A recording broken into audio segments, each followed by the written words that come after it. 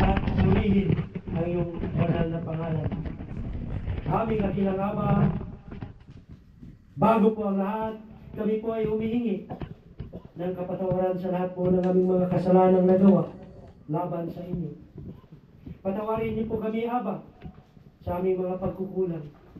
Patawarin mo po kami sa aming pong pagmamalabis. Sa lahat po na hindi po kaya-aya. Sa lahat po na nagawa namin na labag sa iyong kautusan, labag sa iyong kalooban. Patawarin niyo po kami, aming dakilang Aba Yahawa. Naway karapat-dapat po kami na magpatira pa sa iyong harapan at bumanggit sa iyong banal na pangalan.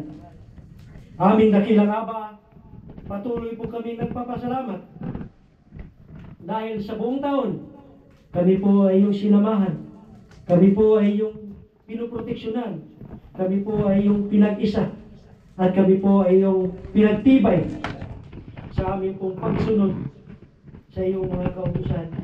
Salamat po, Aba, sa iyong pong mga itinuro sa amin na kami po ay mamuhay na ratyo sa iyong harapan.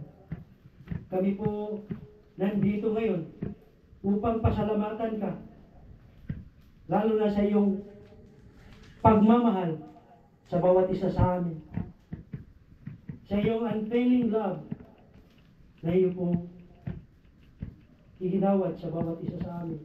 Salamat po, Aba, at kami po'y nandito upang suklian ang iyo pong pagmamahal. Andito po aming dakilang Aba ang mga offering sa gabi ito. Offering mula po sa iyong kawan, mula po sa iyong mga pinili. Buong puso po namin inihandog sa iyo. Dahil ito po, Aba, ang simbolo ng iyo pong pagtubos sa amin. Ang pagyakap namin sa iyo pong inuutos na mga offering. Tanggapin niyo po aming dakilang Aba ang mga handog na ito mula po sa iyong mga pinili sa iba't ibang chapter sa buong Ophir at maging sa labas ng bansa. Aming dakilang Aba, inanyayahan ka po namin na samahan kami sa aming pagdiriwang sa gabing ito.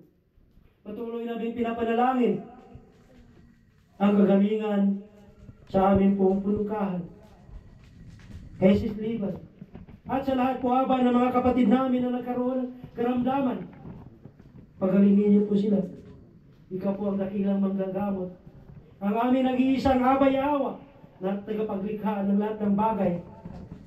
Aming dakilang Aba, patatagin niyo rin po ang aming mga kapatid na panghinaan ng loob.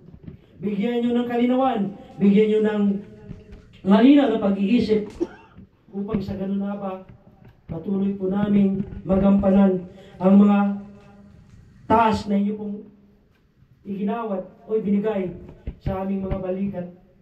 Aming dakilang Aba, naway matapos sa takdang panahon ang templo na inyo pong inuutos na aming itayo. Ganon din po, Aba, pagpalain niyo po ang lahat ng mga gumagawa. Naway ang iyong mga pinili, ang buong kawan, magtulong-tulong upang masuklayan ang lahat ng pangangailangan sa pagtayo ng iyong templo at sa mga gamit at sa lahat po ng mga pangangailangan ng mga volunteer dito upang gawin ang iyong mga utos. Aming dakilang Aba, amin din pong pinapanalangin ang katagumpayan ng pamana partilis. Aba, alam niyo po kung ano ang dahilan kung bakit kami sumali dito po sa politikang ito. Aba, pag-isahin mo ang iyong mga kawan. Gamitin mo ang lahat ng iyong mga pinili upang maipanalo ang pamana partilis. Aming dakilang Aba, patuloy din po namin pinapanalangin na masimula na ang pamana agricultural cooperative. Patuloy po ang pagtrabaho, ang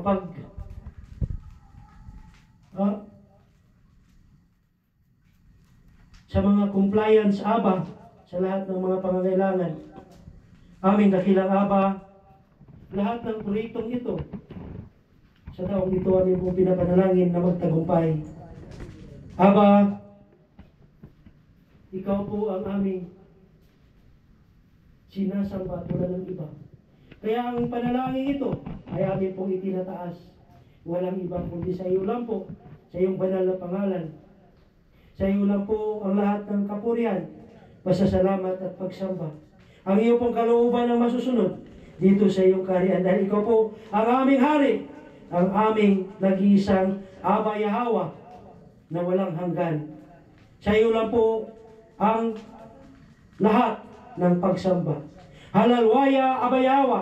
Halalwaya Abayawa. Halalwaya Abayawa. Halalwaya Abayawa. Yada. Yada.